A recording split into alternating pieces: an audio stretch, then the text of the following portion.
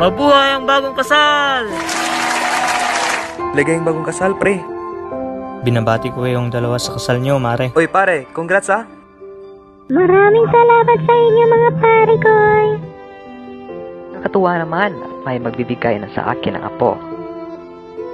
Siyempre naman mo, gusto ko nga ng maraming supling.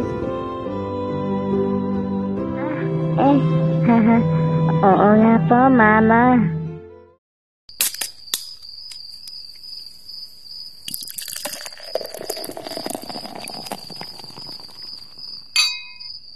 Mahal, ilang anak na yung gusto mo?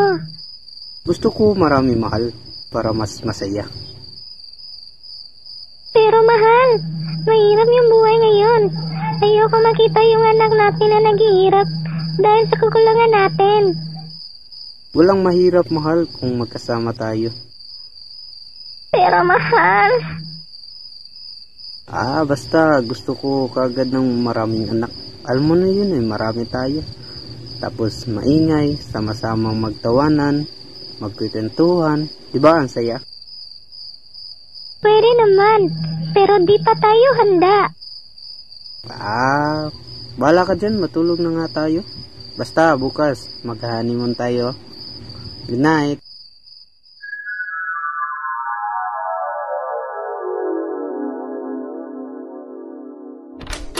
Mahal, aalis na ako. Sige, ingat ka mahal. Ay, oo nga pala. Pupunta ako sa palengke mamaya. Maghahanap na rin ako ng contraceptive, mahal. Mahal, akala ko ba na pag-uusapan na natin to?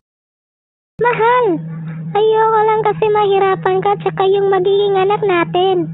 Ginagawa ko lang naman yung mas nakakabuti sa pamilyang binubuo natin, mahal. Aalis na ako, nakapag-desisyon ka rin lang naman ng mag-isa. Kakainis. Akala ko talaga ay napagkasunduan na namin ng asawa ko ang plano namin bilang ng anak. Subalit, ang gusto niya ay salungat sa kagustuhan ko. Habang ako ay naglalakad, meron akong nakitang pamilya. Ngunit nakakapagtataka na parang ang mukha ay kamukha ko rin. Mama, asan na po ba si Papa? Gugutom na po kami. Anak, nagtatrabaho pa ang papa niyo. Hintayin niyo lang natin siya sa bahay. Pero Mama, kanina pa po tayo naglalakad. Tapos ni isang pagkain, wala po tayong nakain. Gutom na po ako, Mama. Karga-karga ng ina ang isang sanggol, habang nasa likod naman niya ang 4 na anak na halatang magkakasunod lang ang mga edad. Pero lubos na nakapagtataka, nakamukha ng babae ang kanyang asawa. At hindi niya maaninag ang mga mukha ng mga bata. Pero lubos siyang natulala nang tingnan siya ng babae at sabing, Mahal, tulungan mo ako, mahal. Please.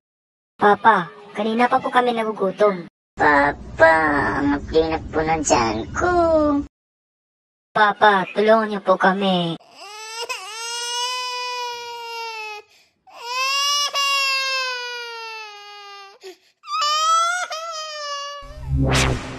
lumapit sila nang lumapit sa akin, kaya nag-umpisa na akong tumakbo. Pasensya, pero hindi ako ang ama niyo. Napakalayo ng tinakbo ko, ngunit hindi mawala-wala yung mag-iinang humahabol sa akin. Ang kinap po ng tiyan ko. Hindi! Wag! Hindi ako! Mahal! Gising, mahal! Ha? Mahal! Nananaginip ka!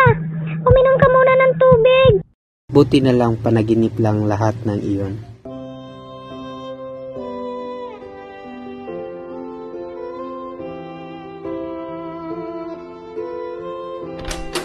Mahal! Aalis na ako. Sige! Ingat ka, mahal! Ay, oo nga pala. Pupunta ako sa palengke mamaya. Maghahanap na rin ako ng contraceptive, mahal. Sige, mahal. Mag-ingat ka. It's better to ask your obgyn, mahal. Para safe at sigurado.